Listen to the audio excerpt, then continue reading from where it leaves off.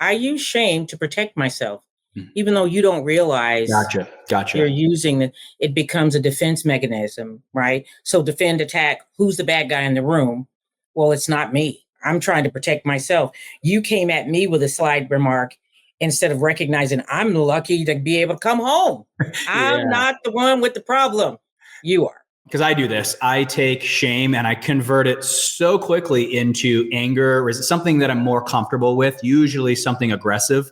And that would be the complex piece is now I'm even unaware that I'm even feeling shame because I have demonized her and made her the problem.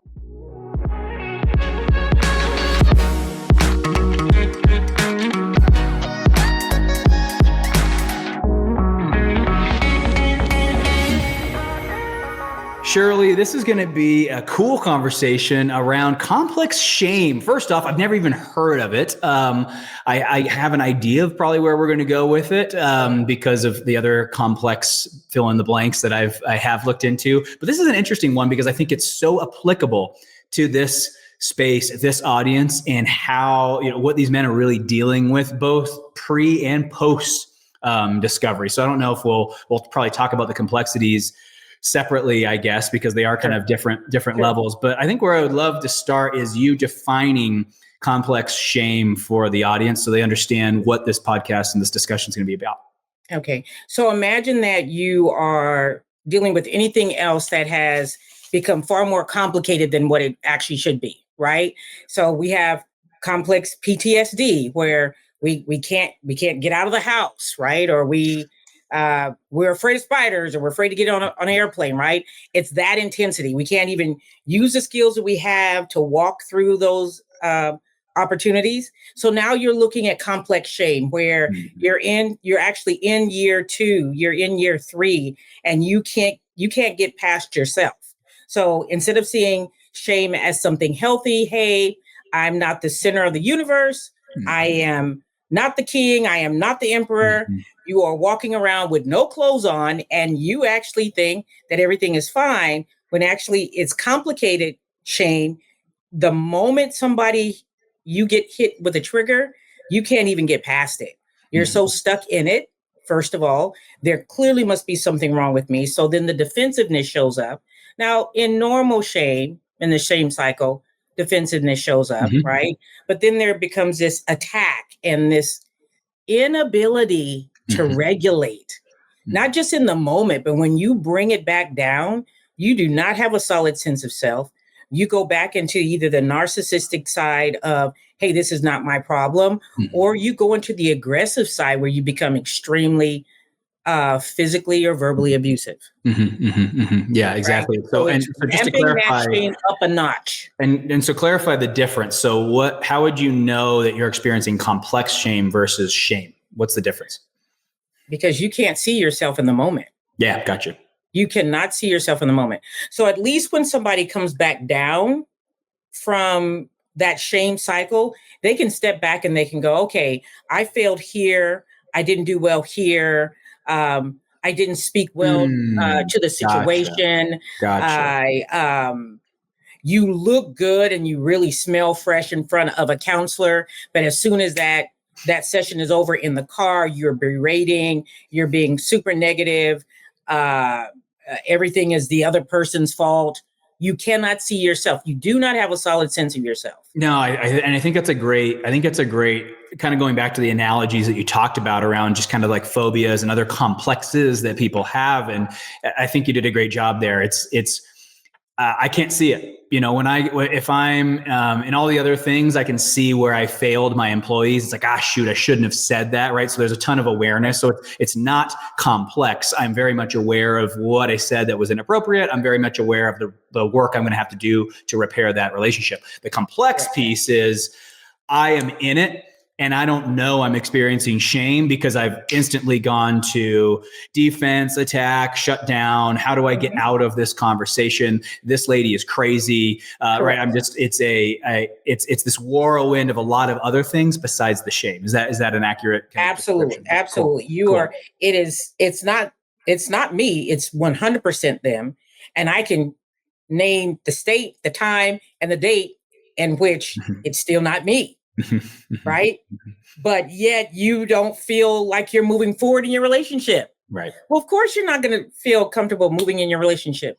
You're still pointing the finger at the other person instead of looking at yourself. Yeah. So there's no solid sense of self. You're not grounded, and you cannot stay in a healthy conversation for endurance. So I call it meaningful endurance. You can't stay in the conversation to get a place of kind of clarity or understanding of, this is what I own, this is what you own. Okay, so let's sit in this space and decide, how do we move forward? How do we reconcile our stories?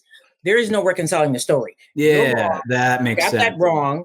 I have no idea why you decided to embarrass me in front of that counselor, in front of so-and-so. This is all your fault. And over time, if complicated shame isn't handled, ultimately at some point there's some abuse. It goes from verbal to physical. So I'll give you an example.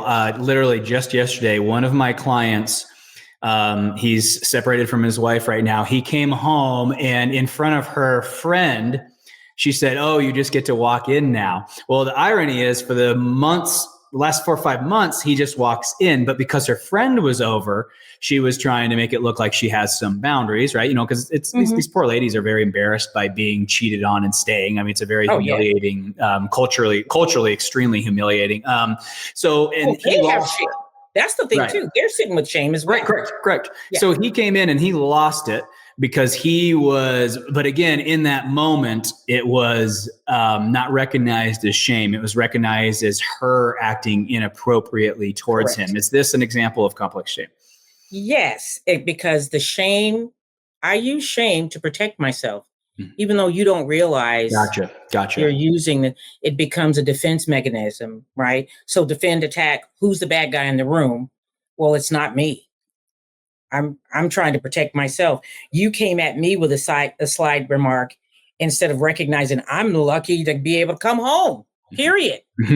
Ooh, no, we don't see that. I love that. Let me fix this for you. I'm not the one with the problem. You are.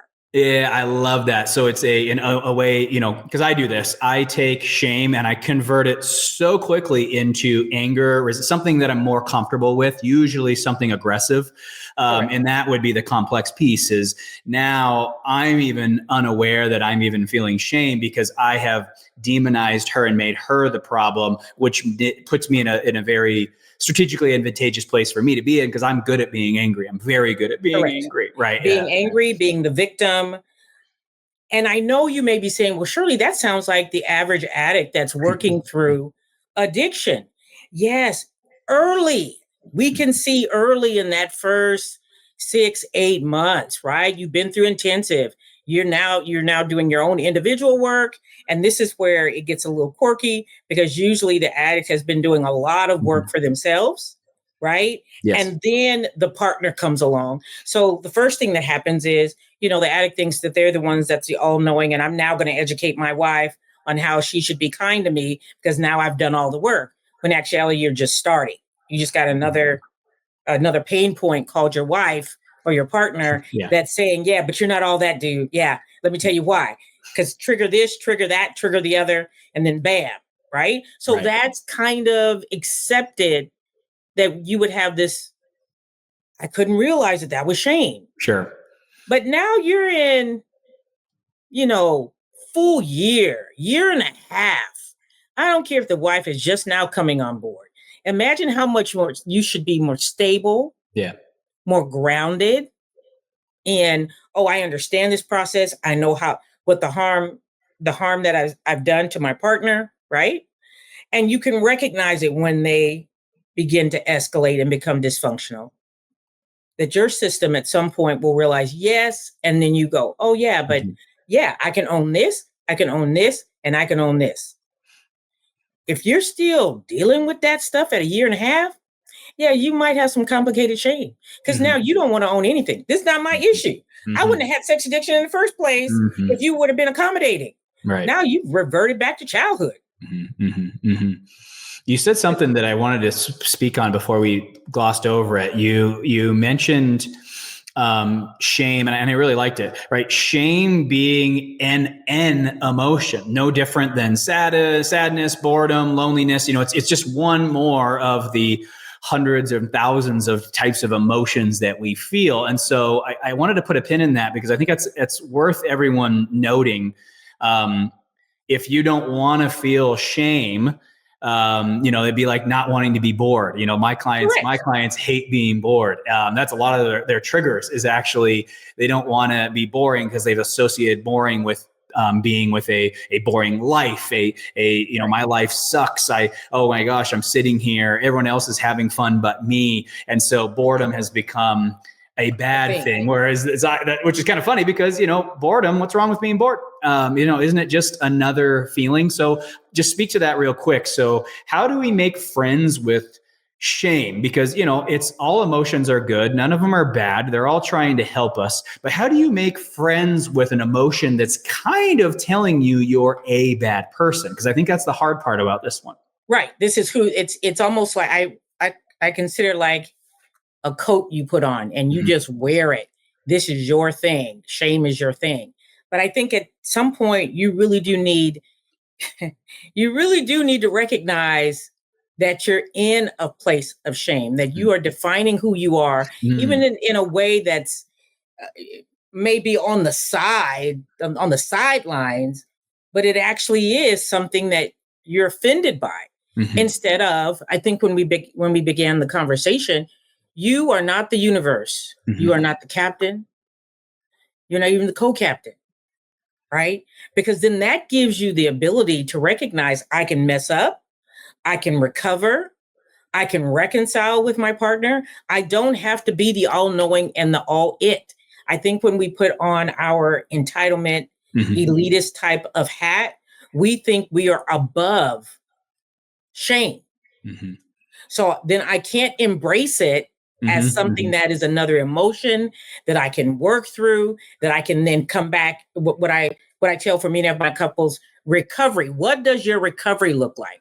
My recovery says, hey, I'm going to take a time out because I'm about to go down places and roads that will lead me to sleeping on the couch. Okay. So what I'm going to do is I'm going to start thinking about what part can I contribute? What did I contribute? What did I contribute? If you can't have that level of self-awareness, you're going to struggle with shame because what you defined yourself as someone that cannot do wrong. Now, we brought this up a little bit. Imagine that I'm at a job where I'm the best thing since sliced bread. I'm the top performer. I can do this, that, the other. Everybody envies how much money I have, how many acquisitions I've done. So you can do no evil. So you work in an element that says I'm the all it. There's no way. I'm not going to sit here with shame. That's disintegrating. That's going to blow up my my profile. That's going to blow up my resume. I'm fine at work. I'm just not fine with her. Yeah, it's just the ladies and the ladies and the Christians that have a problem with this. Outside of that, I'm good, right? Yeah, exactly. Absolutely. I think you nailed it there, Shirley. Because I mean, come on, everybody's been listening to my podcast. They know I'm not above any of this. I'm right there in it with all y'all. The thing that was the hardest for me, Shirley, and you nailed it so much, was the incongruence. I spent all of my time, my whole life, from when I felt rejected at like 8 or 9. My whole life was, how do I become the guy that no one rejects? And so that was my identity, is I don't have problems. I'm above problems. I have this, I have that. Go give, your compassion. I don't need that. Go give it to somebody else who needs it. Right. So then I get into this point where I'm being accused of something that I can't get around. Right. And that's the challenge, I think, with this is I can't unhave an affair. I can't have slept with a prostitute. There's no real way to spin this. No. And so I think that's why these guys, they go into shame, because there's no way to manipulate the situation. And it's just so uncomfortable for me, because for the first time ever, I'm having to basically admit wrong. And as narcissistic and grandiose as that sounds, I spend my whole life defending being wrong. And so I think you nailed it there so well. So it's kind of wearing the coat, right? Correct. You may have to change the colors of it, but if I wear that, you can't come back at me with it. Correct. You're absolutely right. I know I messed that up. I understand why you're upset. What do you need me to do right now? I'm willing to do the work, right? See, by a year and a half, you've done the work.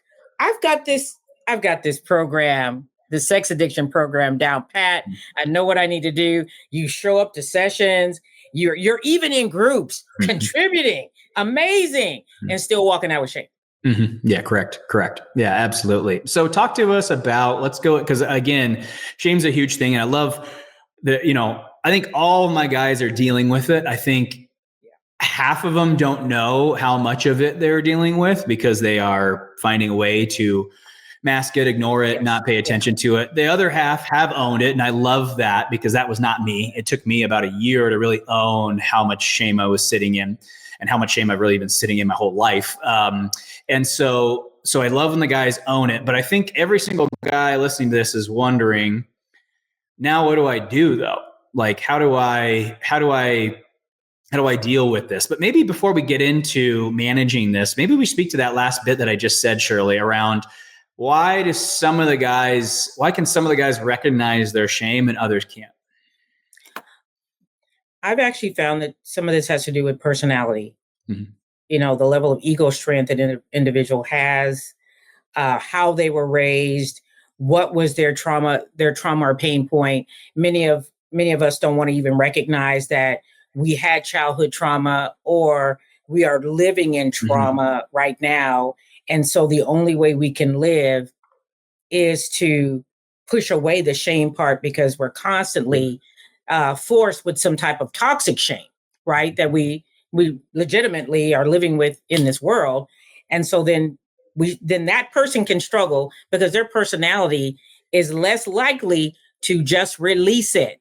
And I love those people because I'm not one of them. I have to work that stuff out. Yes, I need to know what happened. Why did I do it? And I think that's the connecting with your trauma, understanding that it has a trigger to it. Instead, what happens is we connect with the trauma.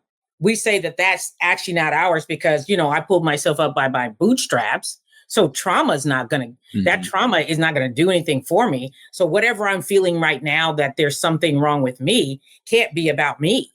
Yeah. So you've got I call it bipolar on both ends, where they're trying to figure out, how do I now become more empowered? Because maybe I've placed my spouse on a pedestal. So it's easier for me to recognize my shame cycle.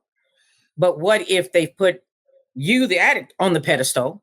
And so you've got a spouse that's accommodating it. So who's challenging it? Who's challenging the shame? It's not you, but I do believe it's personality driven. Yeah, I agree to with some that. degree. I don't want to automatically say, well, year and a half from now, 2 years, you should be completely out of that. That's just like complicated grief, right? Right. Complicated grief, we should be out of you got 90 days. You go back to work and you make everything fine. Okay, good. Nice talk.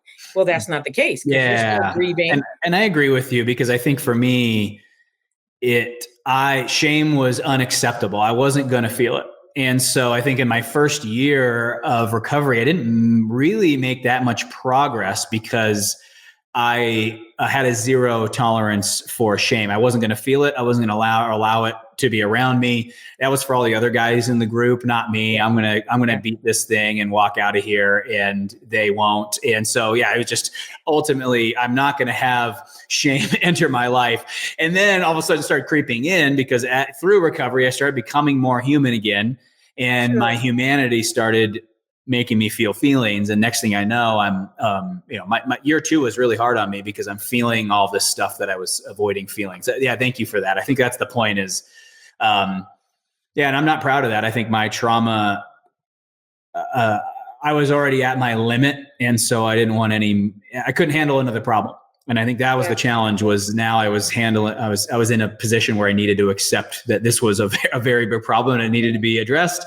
But I was so clinging to the idea that I can't have another problem that I wouldn't really allow this whole process to do its thing. Right.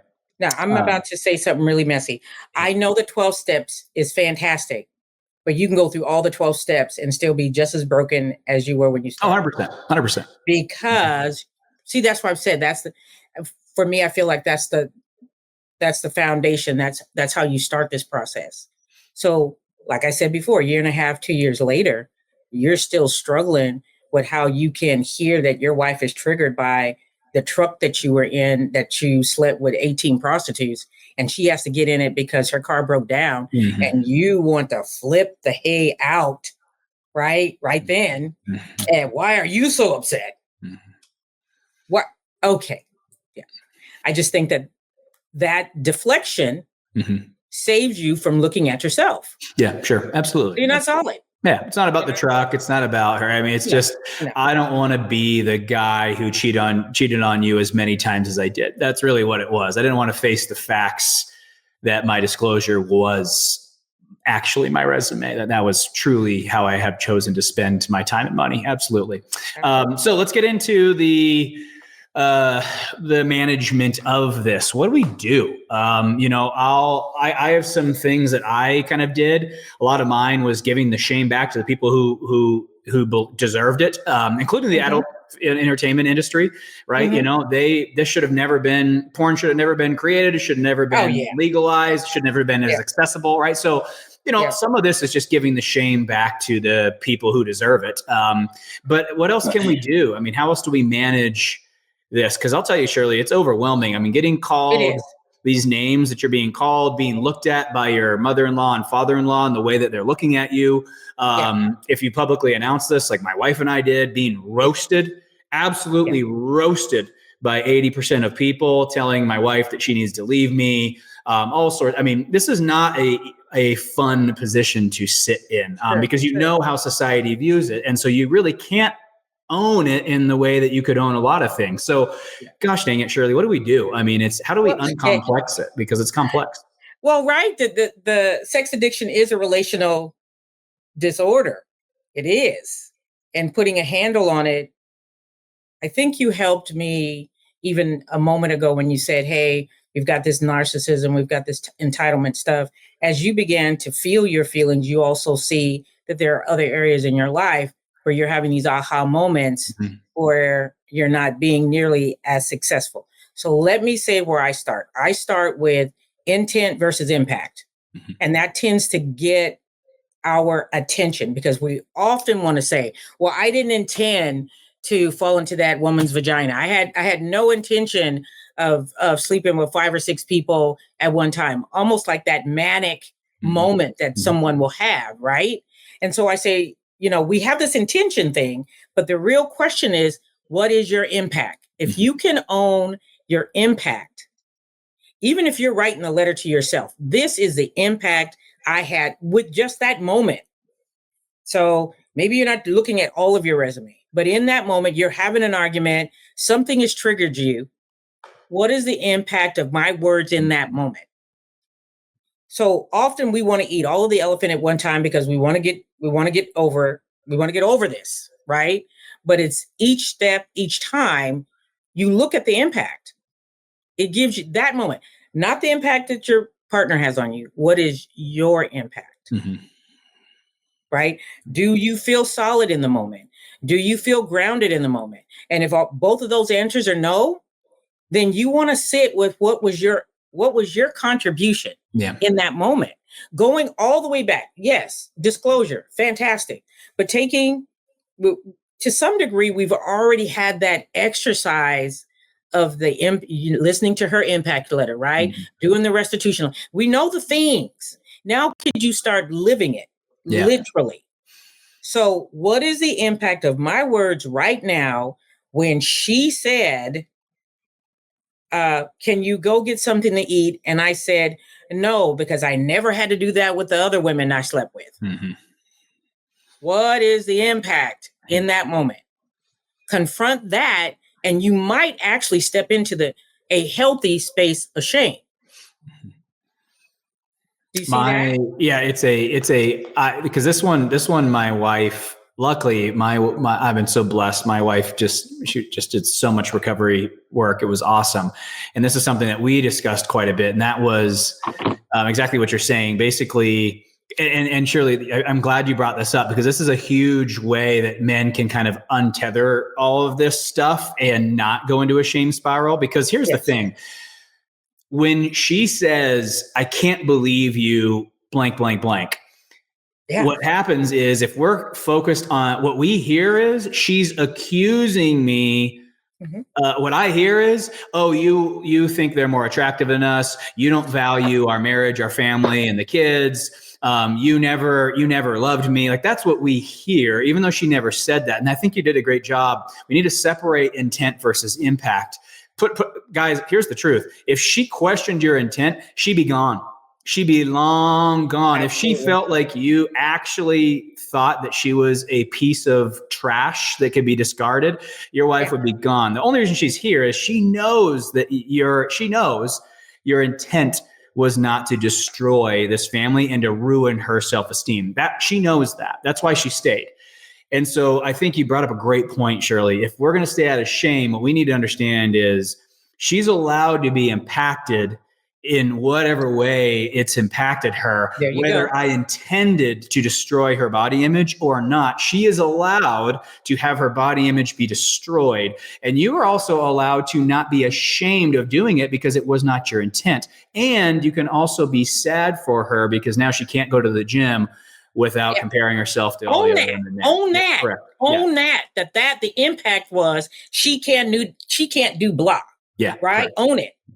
Right. It's that I keep talking about that solid sense of self, where there's this it's almost like gridlock. You know what strengths you have, but you will not face those weaknesses at all. You are like, nope. But see, over here, I got this and this. And again, if you've got a job that feeds the strengths all the time, you will not confront your weaknesses. And so guess who is great at letting you know how weak you are? Your wife. Yes. Your partner. Yes.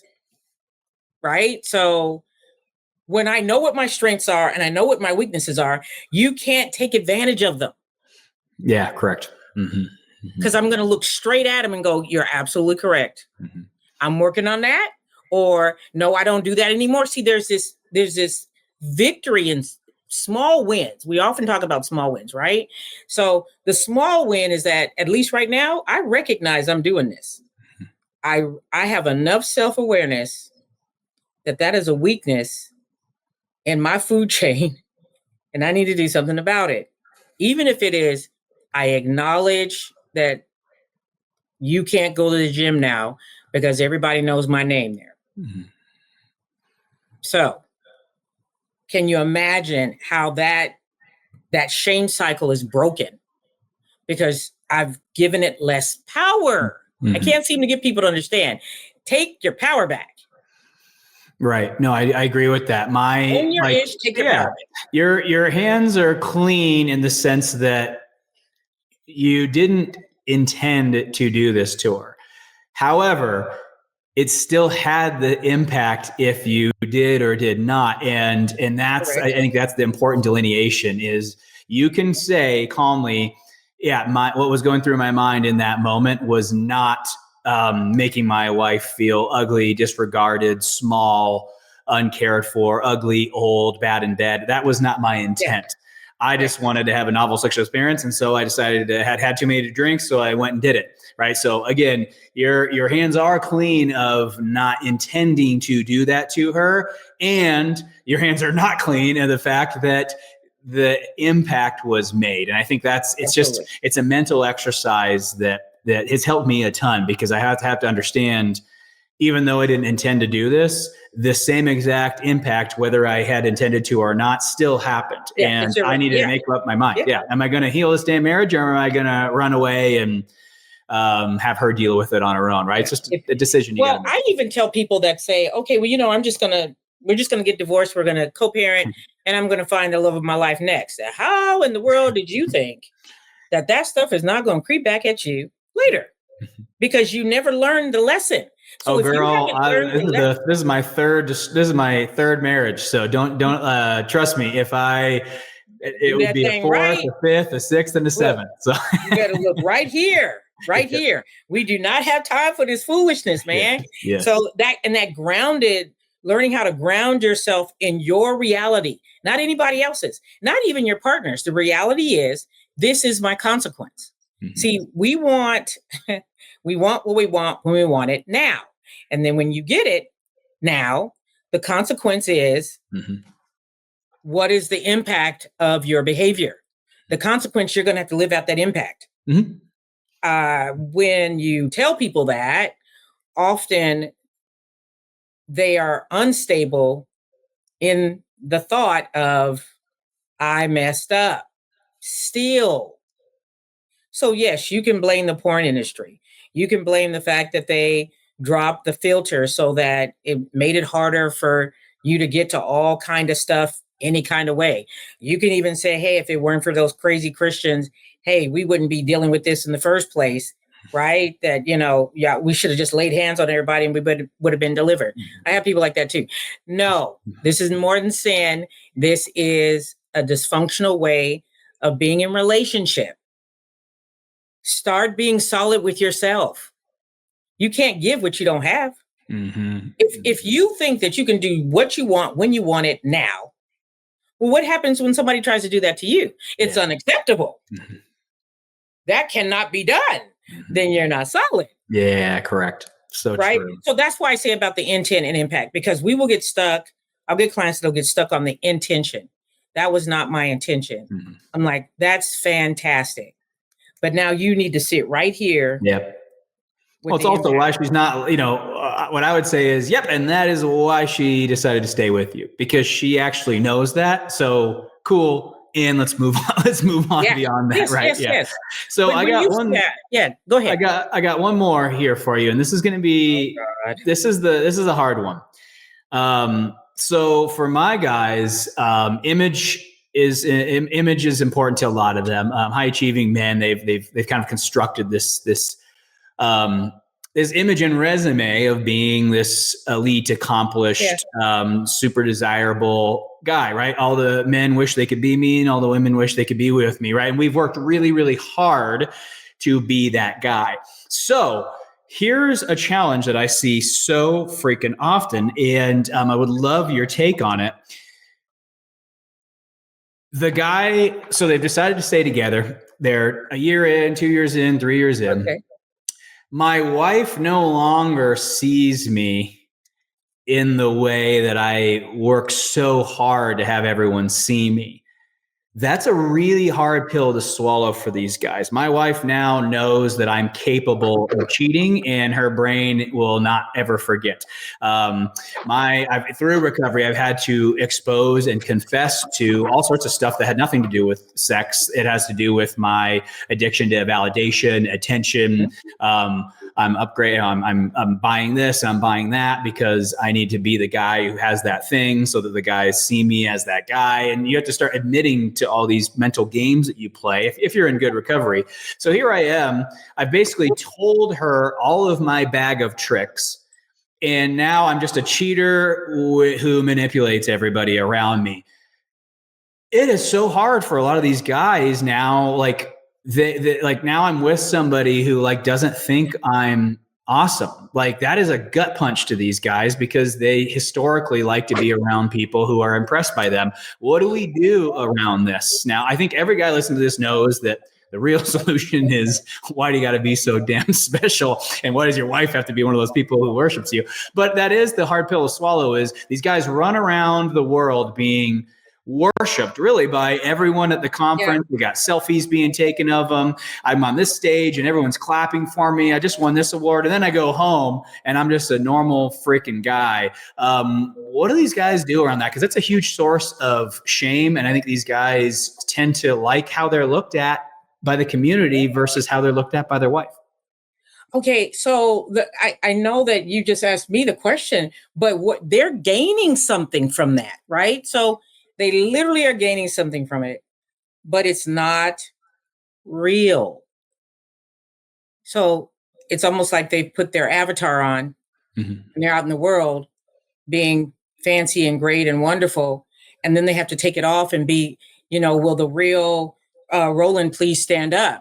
And, it's like the emperor with no pants on. Who's going to tell him that in reality, I can still care about you and love you as this great individual, but let me learn about who the real individual is. So when you talk about transparency, who is the real Roland? Yeah.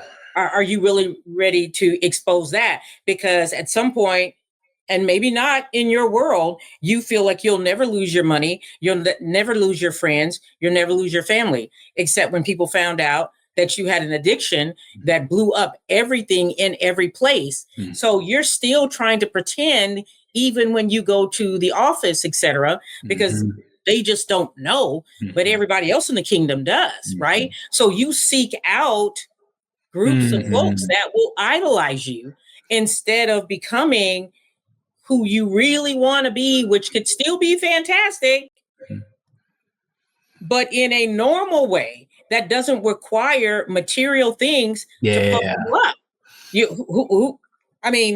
So I feel like it's an avatar. And somebody, you come out of the game, and it's like, and so who's the real person? So I give you an example. There are some people that show up a different way when they're at work. And then they show up a different way at home, right? So imagine that you're in all these different places. Who knows you what way? Because you're not consistent anywhere. Can you figure out how you can be a consistent, authentic person? So to be honest, I make people go through their core values, right? Tell me what your core values are. And how do you make decisions? And if you're still making decisions that feed your addiction, you're still walking around with an avatar, right? You're still trying to lie to yourself. You're lying to yourself first. First and foremost, you're lying to yourself. And I think you hit the nail on the head. It's essentially make up your damn mind. What do you want to do here? Are you going to be known? Or do you want to go back to being known in the way that you highly orchestrate, which is it's a one-way road. It's just what it is. It's exhausting. I call it spell casting, right? Yeah. When I cast a spell on you, and I already know that you're going to say to me, oh, wow, that's such a cool approach. Oh my gosh, I love what you've made here. So you haven't said that yet, but I'm going to cook up a spell. And I'm going to cast it on you. And then guess what you say? Oh, Roland, that's such a cool approach. I love how much time you put into this. I already freaking predicted that before I even started saying it to you. So the challenge there is your compliment actually doesn't mean anything to me because I engineered it and I really gave you no option to say anything different. And I think that's the difference is, do you want to go back to that? Or do you want to be, known and loved by my wife in every way? This is what I am. This is what I do. This is why I do it. This is the dumb shit that I keep doing and I try to stop doing. And, what you're saying is basically stop reminiscing around and glamorizing how wonderful the past was, because here's my proof that the past couldn't have been that great was I don't know any grounded father and husband who's banging a bunch of hookers and coming home and pretending like he doesn't, and then crawling into bed with his wife. So to me, you can tell yourself that was working. I don't know. You're overspending. You're buying $40,000 watches you don't need. I don't know. You don't look like a healthy person. And you're so I think that's $10,000 on porn online, and then wondering why you're, then complaining to your spouse that, you're way over budget. Okay, whose budget are you talking about? But I believe that there's this kind of, remember, shame protects us from looking at that stuff in a real way. That's why I say impact. When you have to look at dollars and cents, right? We'll talk about them looking at their money. Now, you may have the ability to throw a whole bunch of money around, but a whole bunch of money still is a whole bunch of money to somebody that is affecting their livelihood. So Yes, so you explain all of that away. You explain all of that away, right? Instead of who do you want to be? I keep going Yeah. back to that solid person. That who are you? Can I call you in the middle of the night and count on you to come pick me up from someplace? Probably not, because you're over there pimping out. Mm-hmm. So yes, by the time my clients get to me, they've seen 5 or 6 other counselors, and then they're gonna, wait till you get a load of me, because I take Mm-hmm. I take every prisoner. Mm-hmm. I take no prisoners. Mm-hmm. Either you're gonna here to do the work, Mm-hmm. or I'm gonna fire you. Mm-hmm. Because there's somebody right behind you that really wants to get this work done. Yeah. And they want to get their work done, and they want to be solid, and they want to be, if a better word, honorable. They want to be honest with their partner, right? They want to be trusted. How can I trust you when you're wearing your avatar suit? Yeah. Amen. Amen. Right. Work with people who want to be known versus people who want to be known just enough to shut them up so I can do as much as my game on the side as I can. Yeah. And I don't think, to me, you can't do both. You got to commit. Integrity is not a thing you do sometimes, right? It's a full-time commitment. Plus, if you're really trying to reconcile with your partner, the more honest you are with yourself, and they can see that, yeah, true, the more they'll be drawn to you. Yeah, true. But if you're still trying to convince people that you're all that in a bag of chips, and you're still seriously struggling over here, you're still in a therapeutic separation, it's not working. And by the way, yes, I know we usually have therapeutic separations early in the process, but believe it or not, because this shame thing, complex shame, keeps showing up, you'll find me doing another therapeutic separation for real. Mm-hmm. So, to reset. No, I like that. Yeah. If you haven't done the work, you might have to go into an environment where you can get away from that. I agree with that for sure. And you see that. I see the guys who didn't do the work in the way they needed to are the guys who find themselves separated 2, 3, 4 years later, because they're just doing everything. They're doing that in the book. They're checking the box off. Yeah, exactly. And so you check the boxes off, you look good, you smell fresh, and you're still messed up, right? Yeah, amen. So you made a statement. You said often people don't know that they're in shame, right? Yeah. Mm-hmm. So that struggle with self-confrontation is still there, because you still want to pat the baby and say it's going to be okay. When actuality, when we talked about disclosure, maybe you need to disclose to yourself that this is still not working. Yeah, what you're doing right now, which is very difficult, you're denying shame, could very well be benefiting you right now. Yeah. He looks like the one that's hysterical. You've done all the work, so it can't be my shame. Right. But the moment she touches just the right place in your emotional body, you jump so high. That should be your answer. Yeah. Yeah, true that. Yeah, rubbing with shame, and not the baby kind. It's accelerated, and it's got teenagers now. Yeah. Oh yeah, I hear that. So Shirley, if somebody's listening to this and they like your direct approach, where are you licensed, and how does somebody get in touch with you? So I am licensed in the state of Washington and the state of Arizona, right? Thanks to COVID. And I am currently now 100% online. So you can go to lwpc-wa.com and go to my website, and you will find a lovely little, information box that you can fill out, and my admin will give you a call back. Right. This work is not easy. So I don't play games with people. I just don't, because if you're really trying to get this done, and imagine if you spend almost a year and a half, and your partner is just now coming along and she has all the feelings. Yeah, I can imagine that just revisiting shame you thought you took care of Just got reignited. Yeah. Mm-hmm. Welcome to portrayal. There you go. Yeah. Exactly. Like, go to my website. It's got all my information. We'll get back with you. Yeah. That's Awesome. the best Thanks, way Shirley. I appreciate this topic because it's more complex than it deserves a deeper conversation. So I very much appreciate this. Thank you so much. No problem, sir. Take care of yourself.